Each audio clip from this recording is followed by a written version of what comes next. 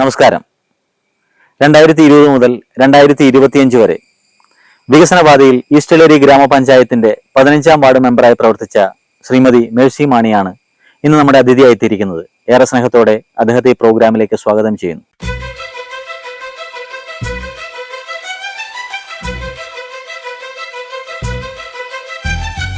2020 മുതൽ 25 വരെയുള്ള കാലഘട്ടങ്ങളിൽ 15ാം വാർഡിന് മെമ്പറായിട്ട് പ്രവർത്തിക്കുകയാണ്.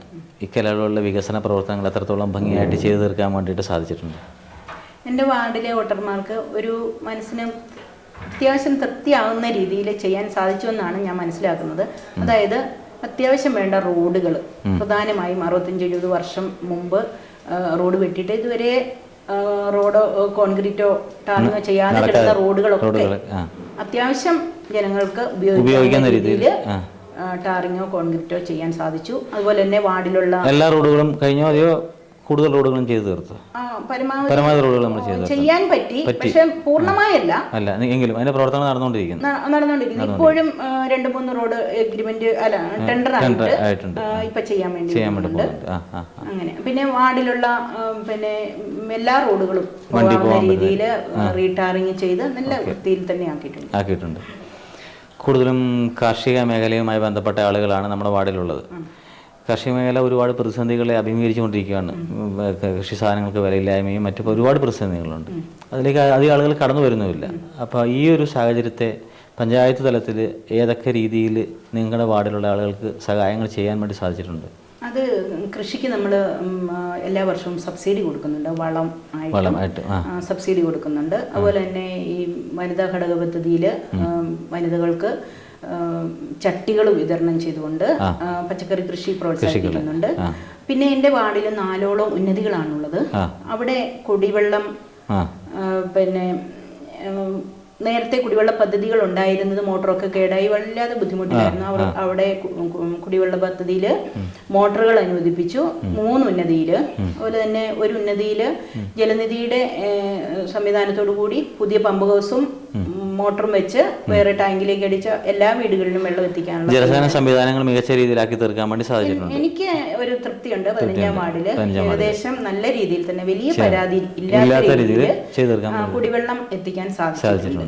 അത് ഈസ്റ്റലേരിയിലെ ഏറ്റവും കൂടുതൽ 15ാം വാർഡിലാണ് ജലനിധി ചെയ്തു തീർക്കാൻ പറ്റിയിട്ടുള്ളത്. കൂടുതലും നമ്മുടെ ഈ പഞ്ചായത്ത് ഒരു ശുചിത്വ ഗ്രാമമാണ്. അപ്പോൾ ആ മേഖലയിലുള്ള പ്രവർത്തനങ്ങൾ, ഹരിതകർമ്മയുടെ സേനയുടെ പ്രവർത്തനങ്ങൾ, ഇതൊക്കെ ഏത് രീതിയിൽ പോകുന്നുണ്ട് വാർഡിൽ?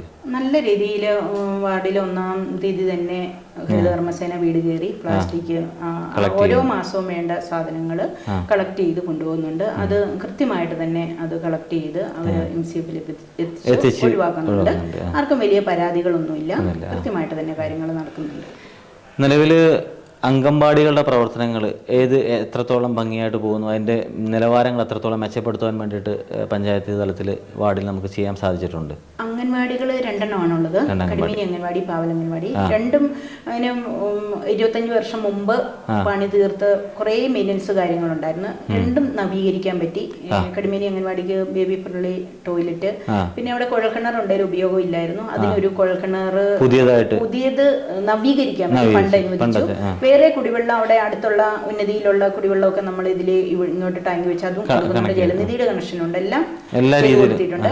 പാവൽ അംഗൻവാടിക്കും അതേപോലെ തന്നെ നനയുന്നുണ്ടായിരുന്നു. അത് റൂഫ് ചെയ്ത് നവീകരിച്ചു, മതിലൊക്കെ കെട്ടി ഇന്റർലോക്കൊക്കെ ഇട്ട് അത് വേണ്ട രീതിയിൽ ചെയ്തിട്ടുണ്ട്. ജനലൊക്കെ വെച്ച് കൊടുത്തു, എല്ലാം ചെയ്തു.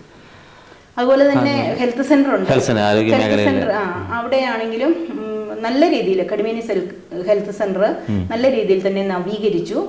പിന്നെ അവിടെ ഒരു വെള്ളത്തിന് ഇച്ചിരി ഒരു ടൈറ്റുണ്ട്, കിണറാണുള്ളത്. അവിടെ ഒരു കുഴൽ കിണർ അനുവദിച്ചു. ഉടനെ അത് ചെയ്യും. അതുപോലെ തന്നെ ബോംബെ മുക്കില് ഈ ഈസ്റ്റലേരി പഞ്ചായത്തിലെ നിലവിൽ നല്ല പ്രവർത്തനമുള്ള ഒരു വയോജന കേന്ദ്രമുണ്ട്. അത് ഞാൻ കഴിഞ്ഞ ഭരണസമിതി കാലത്ത് ബ്ലോക്കിൽ നിന്നും ഒരെണ്ണം അവിടെ ആക്കി കൊടുത്തതാണ്. നല്ല രീതിയിൽ ഞായറാഴ്ച പോലും അവിടെ പിന്നെ പ്രയോജനങ്ങൾ പ്രവർത്തിപ്പിക്കുന്നുണ്ട്, പത്രമൊക്കെ ഇടുന്നുണ്ട്. അപ്പൊ അതിന് ഇച്ചിരി കുറച്ച് മെയിൻ്റനൻസ് ഉണ്ടായിരുന്നു. അതും ചെയ്തു. അവിടെ ഒരു കുഴൽക്കിണറും ഇപ്പൊ അനുവദിച്ചിട്ടുണ്ട്. ഉടനെ അത് ചെയ്തു കൊടുക്കും. നമ്മളൊരു പഞ്ചായത്തിന്റെ മെമ്പറായിട്ട് അധികാരത്തിൽ വരുമ്പോൾ ആ പഞ്ചായത്തിന് വേണ്ടി കുറേ കാര്യങ്ങൾ ചെയ്യാൻ നമ്മൾ ആഗ്രഹിക്കുന്നുണ്ട്. നമ്മൾ ആഗ്രഹിച്ച കാര്യങ്ങൾ അതിൻ്റെ പൂർണ്ണതയിൽ ചെയ്തു തീർക്കാൻ വേണ്ടി ഈ കാലയളവിൽ സാധിച്ചിട്ടുണ്ടോ? എന്താണ്? ഏകദേശം എനിക്ക് ചെയ്യാൻ സാധിച്ചോ എന്ന് ചോദിച്ചാൽ, ഈ പറഞ്ഞ റോഡുകൾ പൂർണ്ണമാക്കാൻ പറ്റിയിട്ടില്ല. കിലോമീറ്ററുകളോളം റോഡുകൾ ഒന്നും ചെയ്യാതെ കിടക്കുന്നുണ്ട്. മൺറോഡുകൾ. അതില് ഈ വാസയോ അത്യാവശ്യം കടന്നു പോകാവുന്ന രീതിയിൽ നമുക്ക് ചെയ്തു കൊടുക്കാൻ കോൺക്രീറ്റോ ടാറിങ്ങോ ഒക്കെ ആയി പറ്റിയിട്ടുണ്ടെന്നുള്ളൂ. പൂർണ്ണമാക്കാൻ പറ്റിയിട്ടില്ല. അത്രയും 5 വർഷം കൊണ്ടാവുള്ളൂ. അത് ചെയ്തിട്ടുണ്ട്. ഓരോ വർഷവും ഇത്രേ കിട്ടത്തുള്ളൂ. അത് ചെയ്തിട്ടുണ്ട്. പക്ഷെ റോഡുകൾ അങ്ങനെ ചെയ്തു. പിന്നെ ഉന്നതികളില് കുടിവെള്ളം റെഡിയാക്കാൻ സാധിച്ചിട്ടുണ്ട്. പിന്നെ ജലനിധിയും ഉണ്ട്. പിന്നെ വാർഡുകളില് വലിയ കുഴപ്പമില്ലാത്ത ഒരു 90-95% എനിക്ക് ഒരു പരാതി ഇല്ലാതെ ചെയ്യാൻ സാധിച്ചു എന്ന് ഞാൻ വിശ്വസിക്കുന്നു. ജനങ്ങളിൽ നിന്നുള്ള സമീപനങ്ങൾ എത്രത്തോളം പ്രോത്സാഹനങ്ങളും നമ്മളോട് ജനങ്ങൾ നല്ല സമീപനമാണ്. ഉന്നതികളുള്ളത് കൊണ്ടുള്ള എല്ലാവരും പറയും. പക്ഷെ എനിക്ക് അതൊരു ബുദ്ധിമുട്ടായിട്ടൊന്നും തോന്നിയിട്ടില്ല. നല്ല രീതിയിലുള്ള ഒരു ഇടപെടലുകളും സമീപനങ്ങളും ഒക്കെയാണ് ചെയ്യാൻ സാധിച്ചിട്ടുണ്ട്. അതുപോലെ തന്നെ എൻ്റെ ഒരു ഉന്നതിയിൽ കഴിഞ്ഞ ഞാൻ ഭരണസമിതി ഇരുന്ന സമയത്ത് ഒരു ഉന്നതിക്ക് സ്ഥലം ദാനമായി വാങ്ങി കമ്മ്യൂണിറ്റി ഹാളൊക്കെ ചെയ്തു കൊടുക്കാൻ പറ്റി. ഈ ഭരണസമിതിയിലും അതുപോലെ തന്നെ സ്ഥലം ഒരു സ്വകാര്യ വ്യക്തി ദാനമായി തന്നു.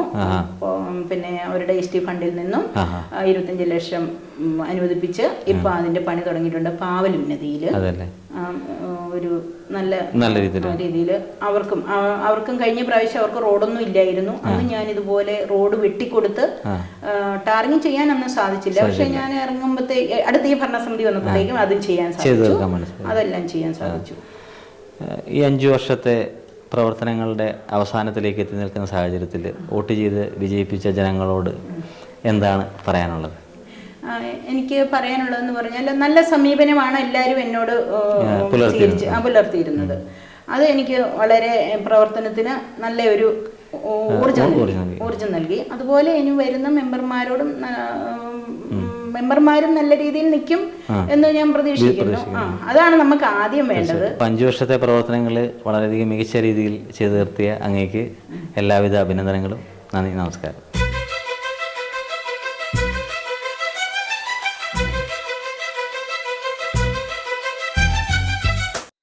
വികസനത്തിന്റെ പാതയിൽ തലമുറകൾ പകർന്നു നൽകിയ ആർജവവും സ്വപ്നവും കർമ്മവീഥികളിൽ യാഥാർത്ഥ്യമാക്കുവാൻ ചരിത്രം നിയോഗിച്ച വഴിത്താരകളിലൂടെ ഈ കാലഘട്ടത്തിന്റെ വികസന സ്വപ്നങ്ങൾക്ക് ഒപ്പം സഞ്ചരിക്കുവാൻ കർമ്മനിയോഗം പോലെ ചരിത്രത്തിൽ ഇടം നേടിയ വ്യക്തിത്വങ്ങൾക്ക് അഭിനന്ദനങ്ങൾ.